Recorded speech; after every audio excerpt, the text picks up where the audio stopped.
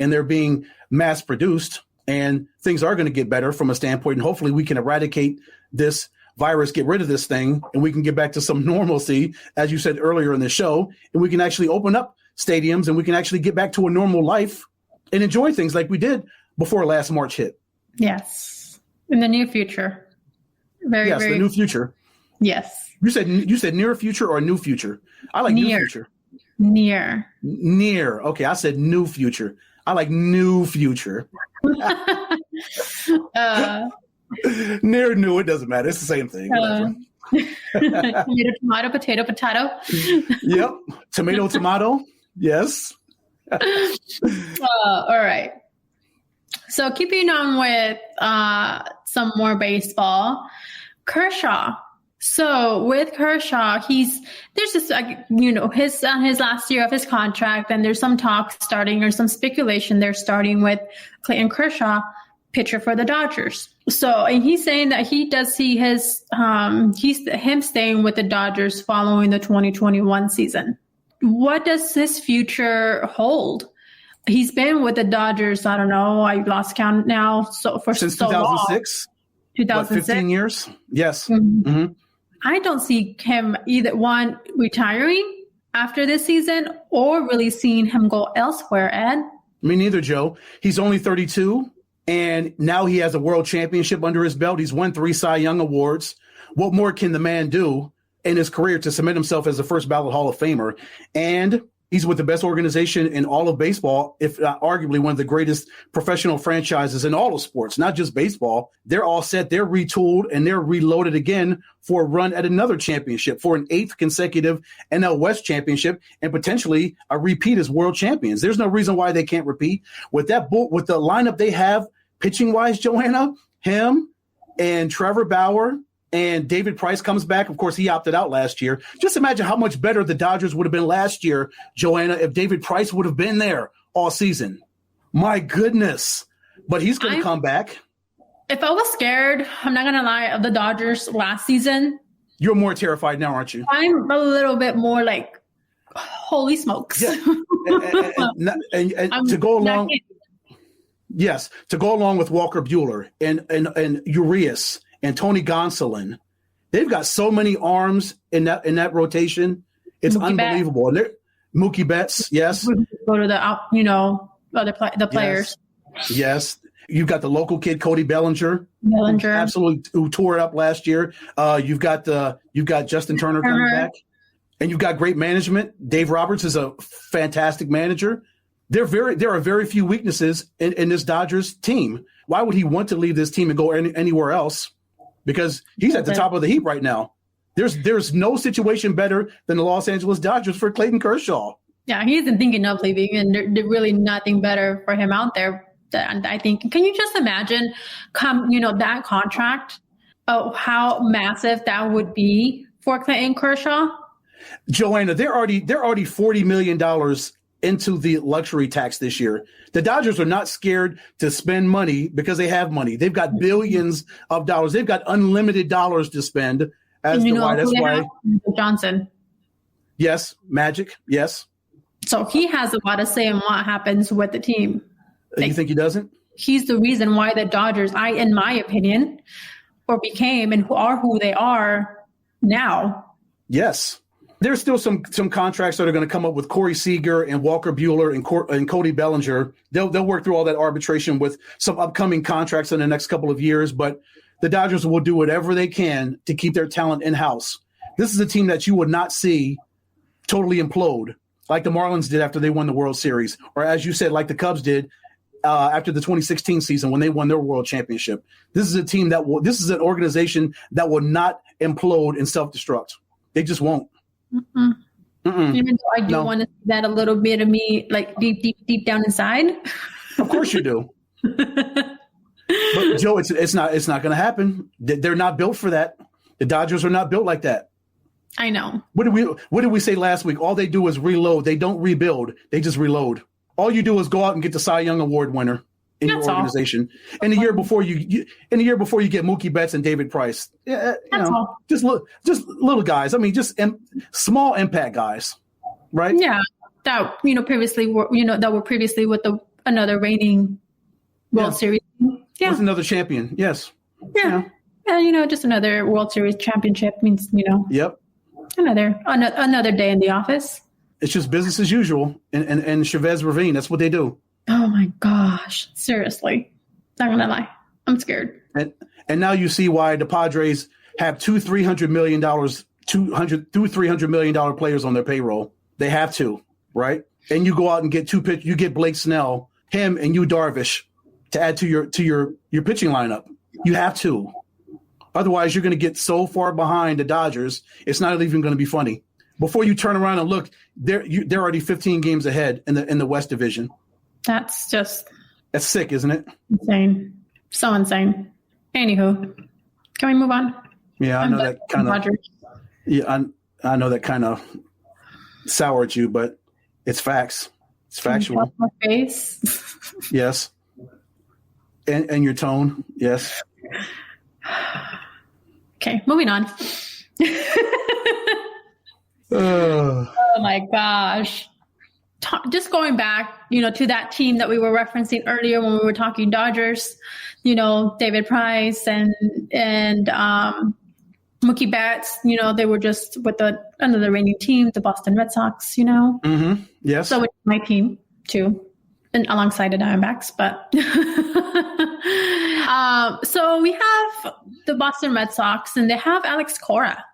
He'll be managing the team 2021. Alex is back. Yes. Alex is back. So there was that press conference with both the GM and Alex Cora, and there was really not a lot of mention from them in coming, or initiating this conversation regarding the situation that happened. The scandal. Cheating. Yes. If you want to be direct about it, the cheating scandal. But he's back with Boston Red Sox, one with Finch, who was the manager for the Astros. He didn't have such luck. So one of the things that the Boston Red Sox and organization is focusing on is trying to go ahead and move on from that. And it's, and it didn't get as much heat from the fan base, it seems like, as much as the Houston Astros. One. Two, where I was going to go ahead and go with this is that they're focusing on, the organization's focusing on the season, on going out and getting those wins and bringing hopefully another championship home to Boston. So, they're focusing on the rotation that they have, on the lineup that they have. Ed, how much of an impact, if anything, is this going to have for Boston? Do you think not really addressing what happened, and then just trying to move on from it?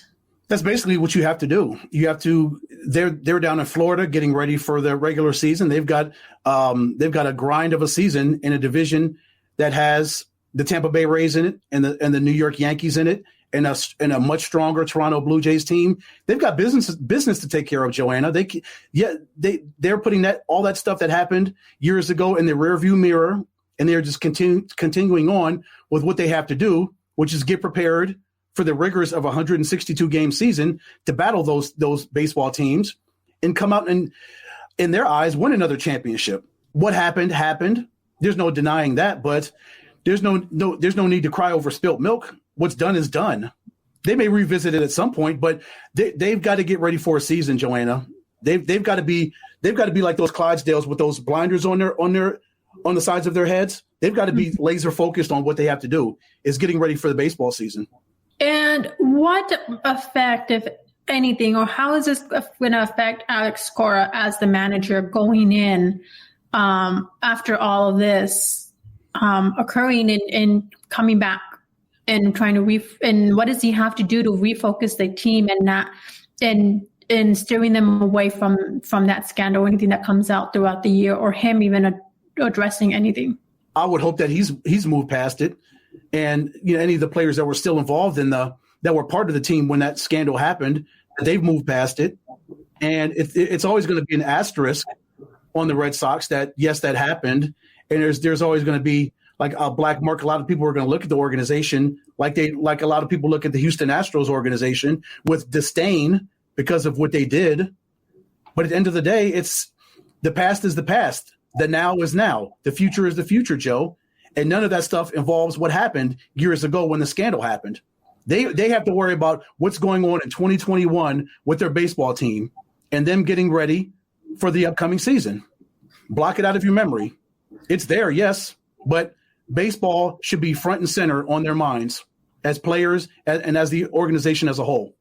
I think it's going to be a little easier said than done, but yeah, it's eventually something that has to happen. It's something that they started to do and going head on, focusing on the team, focusing on the training more than what happened.